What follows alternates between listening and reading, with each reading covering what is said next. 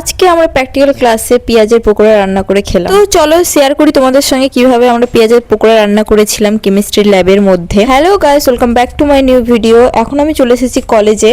এমনি সময় তো কলেজে আসতে প্রায় আমার 20 মিনিট লাগে, কিন্তু আজকে আমার লেগে গিয়েছিল আধা ঘন্টারও বেশি টাইম, কারণ ভোটের জন্য এখন খুবই ভিড় হচ্ছে, মিছিল চলছে সব জায়গায়। আর আমাদের কলেজে এই তো বানিয়েছে, দেখতে পাচ্ছ, সব আর্মিদের জন্য ঘর বাড়ি। তো সে যাই হোক, আমি চলে এসেছি কলেজের আমাদের একদম ডিপার্টমেন্টের সামনে। আমি একদম চলে এসেছি আমাদের ল্যাবের ভিতরে। এই তো দেখতে পাচ্ছো আমাকে, আমি একদম রেডি হয়ে গিয়েছি ল্যাব কোট পরে। এখন আমরা তৈরি করব হলো পেঁয়াজের পকোড়া। তার জন্য আমরা সব সরঞ্জাম রেডি করছি। সবাই নিয়ে এসেছে পেঁয়াজ, কিন্তু আমি নিয়ে আসতে ভুলে গিয়েছিলাম। স্যার আমাদেরকেও পেঁয়াজ আনতে বলেছিল। গাইস, আমরা কোনো পেঁয়াজের পকোড়া রান্না করছি না, কিন্তু একদম যেভাবে কুচি কুচি করে কাটছে দেখে তো মনে হচ্ছিল পেঁয়াজের পকোড়া করেই খাই, কিন্তু আজকে আমরা পেঁয়াজের পকোড়া করব না, এটার আমরা ডিএনএ বের করব। আমার বড়টা ভুল হলো যে আমরা পেঁয়াজের ডিএনএ বের করব। আমরা আসলে পেঁয়াজের ডিএনএ বের করব না, আমরা পেঁয়াজের ডিএনএটাকে দেখব। তার জন্যই পেঁয়াজটাকে কুচি কুচি করে কাটা হচ্ছে এখানে। তারপরে পেঁয়াজটাকে এখানে থেতো করা হচ্ছে। আমি তারপরে চলে আসলাম পেঁয়াজের যে ডিএনএ বের করতে লাগবে তার জন্য একটা কেমিক্যাল লাগবে। তো সেই কেমিক্যালটা আমি খুঁজেই পাচ্ছিলাম না। সব স্টুডেন্টগুলো যেখানে সেখানে সবকিছু রেখে দেয়, তো তার জন্যই খুঁজে পাওয়া যাচ্ছিল না। তারপরে তো আমি চলে এসেছি একটা ডিটারজেন্টকে গুলিয়ে এখানে সলিউশন বানিয়ে নিয়েছি, কারণ ডিএনএ বের করার জন্য ডিটারজেন্টও লাগবে। অনেকক্ষণ পর আমি সেই কেমিক্যালটা পেলাম। এ তো দেখতে পাচ্ছো, এটা হলো NaCl।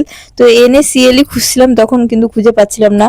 তো সে যাই হোক, তারপরে আমি এদিকে লেখালেখিও করছিলাম কিভাবে কি হচ্ছে স্টেপ বাই স্টেপ।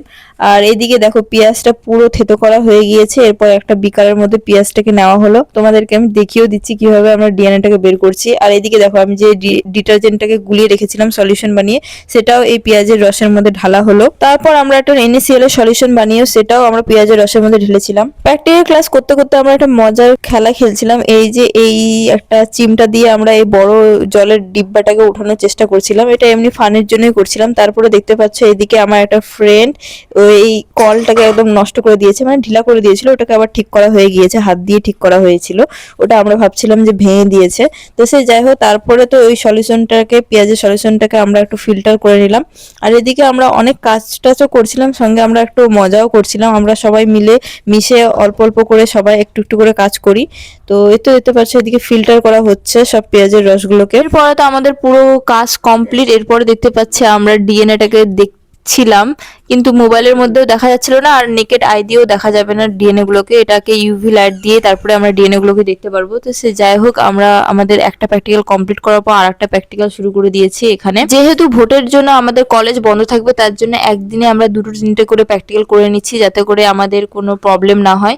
এরপরে তো দেখতে পাচ্ছি এখানে পুরো অবস্থা খারাপ করে দিয়েছে। একটা মিনি সুইমিং পুল বানিয়ে দিয়েছে। আমরা হাত পা ধুচ্ছিলাম, তখনই সার্পের জলে ওরকম হয়ে গিয়েছিল পুরোটা। ক্লাস কমপ্লিট করে এখন আমরা সবাই বেরিয়ে যাচ্ছি। কলেজে তো মনে হচ্ছে আমরা মেনলি যাই প্র্যাকটিক্যাল ক্লাস করতে, থিওরি ক্লাস করেই না বললে চলে। আর এখন তো দেখতে পাচ্ছ পুরো কলেজ ফাঁকা, একদম ভোটের জন্য কেউই আসছে না কলেজে। সামনে দেখতে পাচ্ছ একটা ফ্রেন্ড আমার যাচ্ছে, সে বললো যে আজকে আমাদেরকে সবাইকে খাওয়াবে। তার জন্য আমরা চলে এসেছি একটা দোকানে। আর এখান থেকে আমি নিয়ে নিলাম একটা লেজ কুরকুরে।